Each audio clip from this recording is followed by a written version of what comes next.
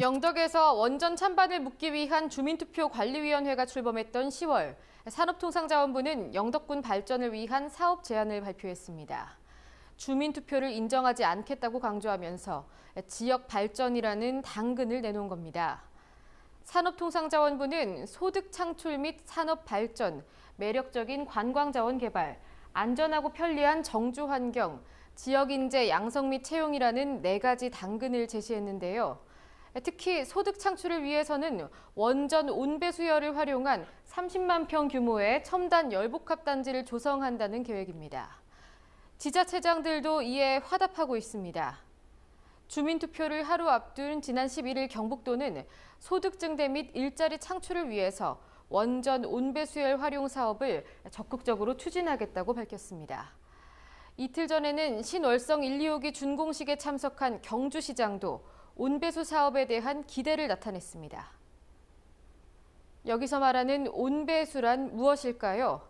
온배수는 발전 과정에서 발생한 수증기를 냉각한 뒤에 배출되는 따뜻한 물을 말합니다. 한수원은 이 온배수를 들이고 내보내는 구조가 원자력 발전의 구조와는 별개이기 때문에 방사능에 오염되지 않는다고 주장합니다. 하지만 환경단체의 주장은 다릅니다. 지난해 시민방사능센터와 경주환경연합 등이 발표한 조사에 따르면 고리원전 배수구 인근의 해조류에서 방사능 물질인 요오드 131이 검출됐습니다. 액체 폐기물 방류 등에 의한 상시적인 오염 가능성이 있다. 그러니까 온배수 자체가 방사능에 오염됐을 가능성도 제기했습니다. 한빛원전이 가동되고 있는 영광군에서는 온배수 영향평가를 둘러싼 갈등이 지속되고 있습니다.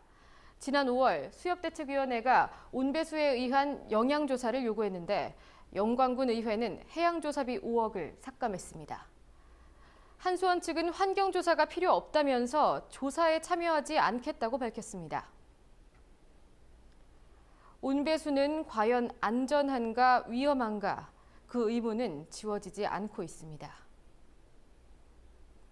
정부는 이런 사업을 추진하면서 핵발전소와의 연계를 통해 인구가 증가하고 지역 경제에 활력을 얻을 수 있다고 강조합니다. 그렇다면 이미 핵발전소가 가동되고 있는 지역은 어떨까요? 삼척, 울진, 경주, 울산, 부산, 영광은 정말 경제가 발전하고 인구도 늘어났을까요? 지역의 살림이 얼마나 나아졌는지 알아보기 위해서 최근 5년간 핵발전소 가동 지역의 재정 사립도를 살펴봤습니다. 보시다시피 대부분 오히려 줄어들었습니다. 아직 핵발전소가 가동되지 않은 영덕과 울진, 영광 등은 비슷한 수준인 것을 확인할 수 있습니다. 인구 변화도 크게 다르지 않았습니다. 기장과 울주를 제외하고는 큰 차이를 보이지 않고 있습니다. 고용 창출, 소득 증대, 인구 유출 억제. 핵발전소를 유치하면 이 모든 것이 가능하다는 논리는 일본에서도 마찬가지였는데요. 결과는 어땠을까요? 고용 창출의 실상은 일용직 증가였고 주민소득보다는 전기 관련 업종의 생산액이 늘었습니다.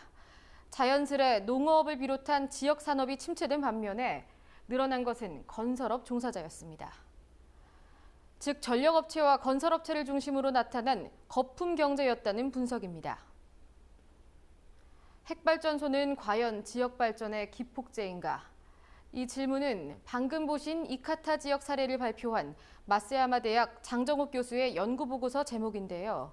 지난해 말 한국을 방문한 장정욱 교수는 인구 유입이나 고용 창출 효과는 빈약하고 주민의 소득 증대로도 연결되지 않는 것이 현실이라고 말했습니다.